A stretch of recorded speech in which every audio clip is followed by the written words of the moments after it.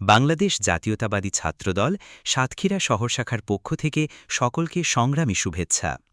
একটি গোষ্ঠী ছাত্রদলের নামে গুজব ছড়াচ্ছে, আমরা এর তীব্র নিন্দা ও প্রতিবাদ জানাই এবং তাদেরকে সুস্থ ও প্রকাশ্য রাজনীতিতে আসার আহ্বান জানাই।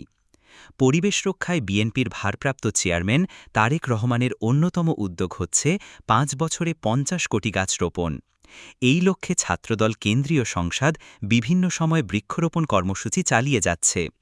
৩০ মে শহীদ রাষ্ট্রপতি জিয়াউর রহমানের ৪৪তম শাহাদাত বার্ষিকী এবং ৫ জুন বিশ্ব পরিবেশ দিবস ২০২৫ উপলক্ষে কেন্দ্রীয়ভাবে ১৫ দিনের বৃক্ষরোপণ কর্মসূচি গ্রহণ করা হয়েছে। এরই অংশ হিসেবে সাতক্ষীরা শহর ছাত্রদলের পক্ষ থেকে এই কর্মসূচি বাস্তবায়ন করা হচ্ছে। এতে নেতৃত্ব দেন শহর ছাত্রদলের সদস্য সচিব মোহাম্মদ শাহিন ইসলাম।